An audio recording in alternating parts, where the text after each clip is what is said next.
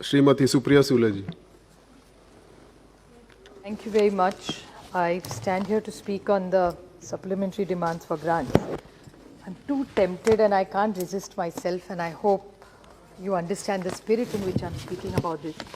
Shri Nishikant Dubey quoted the Honorable Prime Minister, and I was really proud that he thought about one of the largest sons of my soil where I come from, Maharashtra, Chhatrapati Shivaji.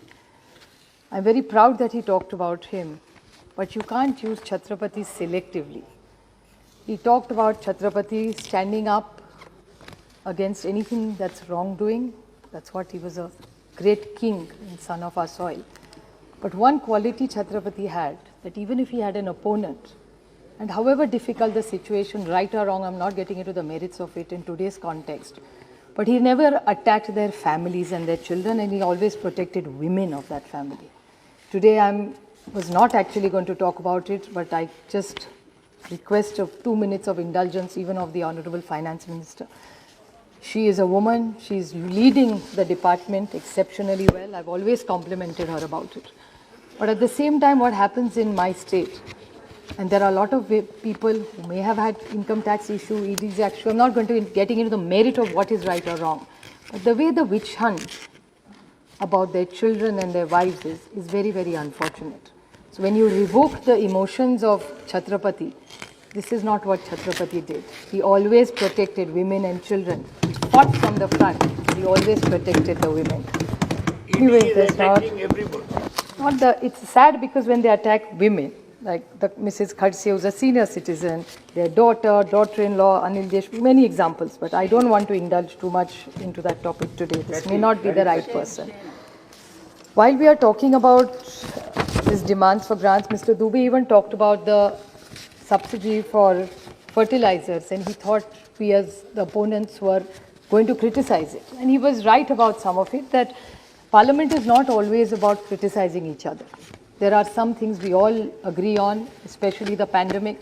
I think our state government and your state government, which I think even Shrikant Shinde spoke in his speech, that our two governments, Maharashtra, we may have had challenges while working during the COVID. There were moments where tempers were high because there were very high emotional moments. It was a pandemic. It's an extraordinary situation. But clearly we worked better. We've managed to save people's lives. We've been done exceptionally well, both of us together in the vaccination. We reached out to many people together. And both state and central government have worked well together, be it the railways, be it the food supply that you get. We do compliment and are grateful for all the interventions you've done. But when they come to talk about the additional fertilizer subsidy, why would we be upset about it? But the problem is, which is nothing to do again with the finance minister, but this is the mismanaged. I still remember for the last 7 years, we've heard how well the neem-coated urea and neem-coated fertilizer has been doing, but the ground reality is slightly different. Ma'am, even if you go to any village today, there's unseasonal rain, which even my colleague Dayanidhi Maran talked about. Same thing with us in horticulture. And the requirement of all the fertilizers has completely changed. And what the dashboard says and what the ground reality is very different. I even do understand that the international prices, the planning of that department has actually, unfortunate to use the word, but messed up. And hence she's stuck actually with this bill of this fertilizers. But I don't think anybody would really object. It's a very important intervention she needs to make, and I'm grateful that she's doing it. But it's a very challenging time, but it could have been handled a little better by the department, which you have actually no control about. The other thing which is very worrisome in this is the NREGA situation. I still remember it was not a flagship program of your government when you all came. It was not something you all were very proud of. We were very proud of, because this is one of the programs which my state gave in 1972, when we had our first famine and we had challenges, and it's food for work is what we launched it as. And it's been one of the best programs in these challenging times. But why is NREGA so required? Clearly because of the unemployment issue. You are infusing more money. There were challenges from, I think Mr. Dubey also in his, that how well is it being implemented. I think that accountability falls even with us and the central government, because NREGA is a program for absolutely the people at the bottom of the pyramid. So I think we need to work better together to strengthen the program, but at the same time, we cannot ignore the fact that Narega's requirement is getting more and more because it proves that the unemployment challenge is going up during this pandemic. There are a lot of programs which even this government has talked about, which I felt while reading about this new spending that this government is doing. I would like to quote the Minister of State of Finance, Pankaj Chaturvedi, while tabling the second batch, Chaudhary, tabled the second batch of supplementary grants in Lok Sabha. He says that the net outgo cash of 2.99 lakh crores and 75 crores extra expenditure would be matched by savings by different ministries. Now, this is a little alarming for me, because if you're saying that you need this by savings of different ministries, does that mean all the social sector programs get affected? Madam, I'll try to give you a small example. Is like this Union Budget 2020 post-matric scholarship for SC students under the fund. What has happened under the Social Justice Department, which is such an important department, which is people from the bottom of the pyramid who really need this. The financial year of 1920, the demand for this was 14871. The funds approved by the Ministry in Finance were only 8,000 versus 14,000. The funds allocated for this ministry for 2019 were 11,000 and only 7,000. We have to notice one thing, that 17 and 18 was 10,000 and 6,000. These are not pandemic years, but the Social Justice Department and the scholarship for the poor, the downtrodden, these Dalit children is substantially going down, and the government constantly says that we have new data and we are trying to meet the numbers, which is not the case. So I urge the Honorable Minister to address this, because it's a very, very important and a critical issue.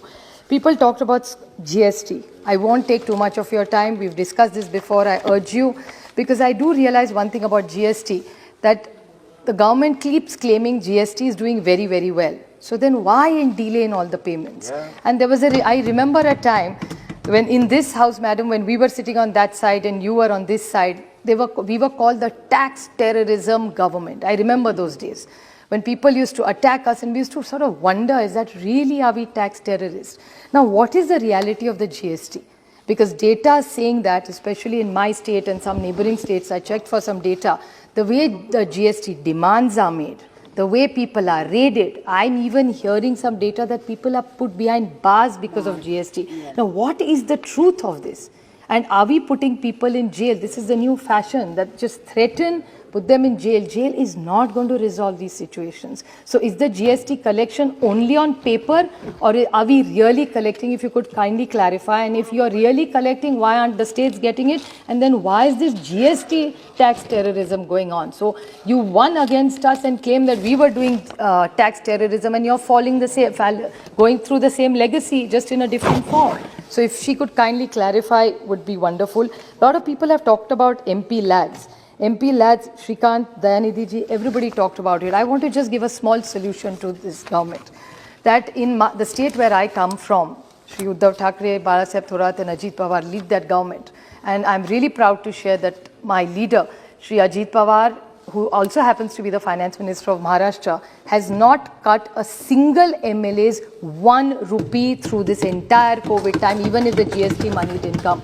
He gave every MLA not 1 but 2 but 4 crores every year for development. So if a state can do it, I really can't understand why central government can't do it. And if you need, because a lot of times सामने से कहा जाता है सुझाव दीजिए, तो मैं अच्छा सुझाव आपको दे रही हूँ कि महाराष्ट्र के फाइनेंस मिनिस्टर ने बहुत अच्छा काम किया है. अगर आप दे दे तो मैं उनके यहाँ से आपको ला सकती हूँ कि उन्होंने कैसे अच्छा बजट बनाया कि एक भी एमएलए का एक भी पैसा इतने सालों में, जो कोविड के 2 साल है, 1 रुपया भी नहीं उन्होंने काटा है. Another quick question about Jal Jeevan Mission. Now, Jal Jeevan Mission, you have talked about 3 lakh crores is going to be spent together. You all are spending, we are spending, and it's a welcome. We have welcomed the minister. We've had very good dialogue with the honorable minister. He's a very good minister, which we have worked very closely with. Now, I have just one question. While we are all infusing so much money, the operation and the maintenance of this program, that still remains a big challenge. So I would like to find out from her that you have looked at opportunities in this. So the O&M of this program, how are we going to take it forward? MP Lads, GST, scholarship, Narega. So a lot has to be said, but my only concern in all this is the MSME. Even last week, Sri Narayan Raneji, who happens to come from my state, gave us some solutions for, he said there are some schemes, but it's not reaching our state. So for all the MSMEs, for all the jobs that are going, like Professor Saugata Roy ji said, I'm not against any big companies doing well. If they are going to create wealth, create jobs, we should encourage everybody to be in business. But if it's all going to clutter at the top of the pyramid, then how will MSMEs survive? So what exact intervention is the central government doing for all the MSMEs is what she should say. Mehtab ji talked about the cess, which also concerns us. We have the Swachh Bharat cess, we have the road cess, we have the clean energy cess. Now all these funds go to the Consolidated Fund of India. Now, how this is all loss of all our states. So, how are you going to address us? Because we are suffering with GST. Still, we are making sure all our development programs run. We are working with you closely on all the various Jal Shakti mission, be it distribution of vaccines. We are working very closely with the central government. But how do we go ahead working together when all this money is taken away from us?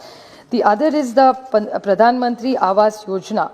The demands for it was 1.12 crore houses to be done. Now, according to the Standing Committee report, this all needs to be fast-tracked. The same thing is applicable to all our states. If you could kindly look into it, that would be very, very helpful to us. All the health workers is something I would like to bring to the notice that the Standing Committee have welcomed and encouraged all the ASHA workers and all the health workers during this time. So I think increase of wages is something, there is so much health budget that we keep talking about. So is there something more we can do for this bottom of the pyramid of all these people? And the health sector disaster preparedness and response scheme. Now, how much help would you give even all the states? I mean, Mr. Dubey was very complimentary to the central government, but I'm sure the states have also contributed substantially in making this a success story. I think together we have really made a difference to fight this. It was not y'all UPA versus NDA. It was all of us together against the virus. So I think this is a war which we still haven't won. We are on the verge of winning it, but I think we still have to wait for another 2-3 weeks to celebrate, because we are still 2 weeks away from the final moment of whether Omicron is there or not. So this is something we need to address for sure. But I just want to some few replies on behalf of our states, that the states are absolutely going through a very, very difficult time. A lot of social sector programs, like your own minister says, there is jugglery of some numbers is what I seem to understand from the statement from the MOS of Finance. So if there is jugglery of numbers, does that mean it will affect our states? Because my biggest concern is that the bottom of the pyramid, Sabka Saath, Sabka Vikas, if that's what we are really going to do, if you don't give us all the monies which are needed for the poor and the needy of this country, the scholarship, for the women's safety, education, healthcare, how do we run our states? I think we need to put all our minds together and be more transparent and honest to each other and take good feedback from the states where we can work together to make India better. Thank you.